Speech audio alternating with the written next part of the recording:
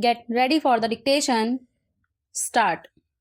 Sir, the budget has been variously described and criticized as one that increases the burden of the common man, one which gives concessions to the rich and encourages foreign investments.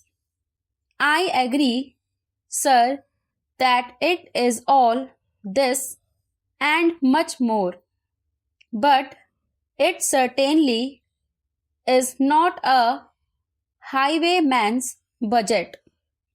To my mind, sir, the budget is sincere, conscientious, and at the same time, it is a bold effort on the part of the finance minister, who is charged with heavy responsibility of finding resources for the third 5-year plan. This plan, to my mind, sir, is not at all ambitious in view of our needs. It may be looked upon as a rather heavy demand, but looking to our needs, it is not very ambitious. Sir, the fact that even the considerations of the coming general elections could not deflect the finance minister from the course which seemed to him necessary and proper should earn him the appreciation of every right-thinking man. The common man's interest, as I said, is nearer to our hearts than perhaps some others can claim, or at least it is equally nearer to us, and yet there come times in a nation's history when it becomes necessary for the people to postpone the fruits of their labor and enterprise to secure the future. Here also, sir, opinions may differ. According to the Communist Party, such a time came during the last Great War when they were exhorting people, the common people, to contribute their full might to the war effort. According to us, however, sir, we are passing through such a time at the present moment, and I have no doubt that the common people appreciate this position and will willingly tighten their belts, contribute their full might, and will surely return the Congress to power, having full confidence in the future and looking to a future where their posterity will be assured of a far better social and economic order. Who, sir, does not sympathize with the difficulties of the common man? As a matter of fact, most of us come from that class, and I am sure the finance minister would have liked to do away with some of the levies. None would have been happier if he could have done without these new levies, but there are, sir, certain very imperative limitations.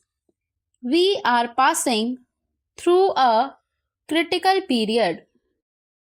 Sir, it may not be necessary to continue these levies for a long time.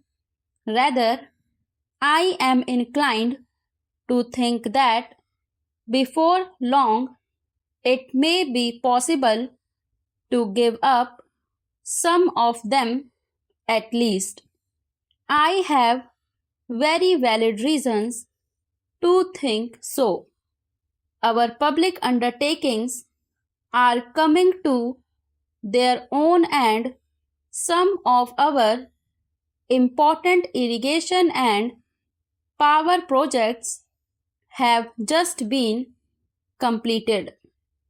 Some others are nearing completion, and in due course, I think in the very near future, they must yield returns.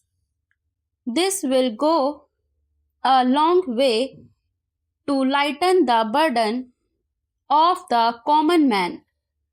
We might, sir, also resort to some other ways.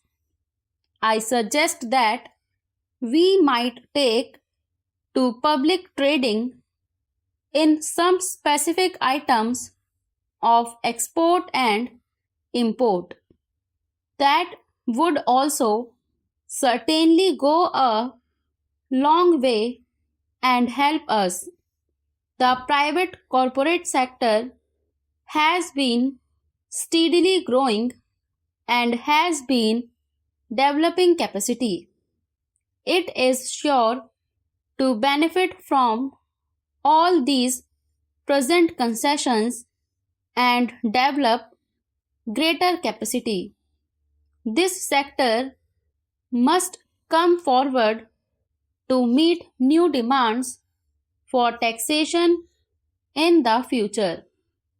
I agree that so far as indirect taxation is concerned, it has reached the saturation point, but the corporate sector, growing as it is in strength, in vitality, and in capacity, will not, I am sure, shirk to responsibility to contribute to the common fund.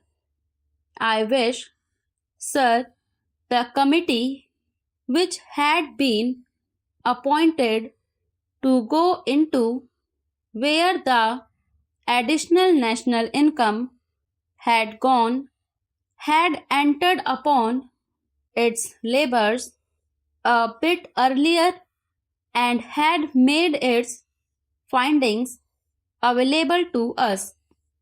I do not want to state its findings, but I have a feeling that the committee, when it concludes its labors, will come to the conclusion that a major portion of this additional national income has gone into the pockets of a comparatively small number of men, small number of individuals, and it is they who must in future contribute their share to the country's taxation needs, because the profits they have earned are not all due to their own efforts and enterprise only.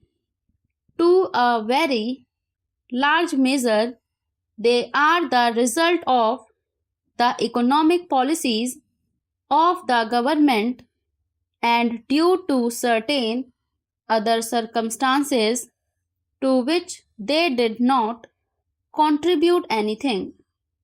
Therefore, there is ample justification for the two taxes, the capital gains tax and the excess profits tax. I need not go in detail into all the reasons that my honorable friend has explained earlier so lucidly, but I must say that I entirely agree with them all. Having said this, I would like to say a few words about allocations which have been made to the various ministries in the budget.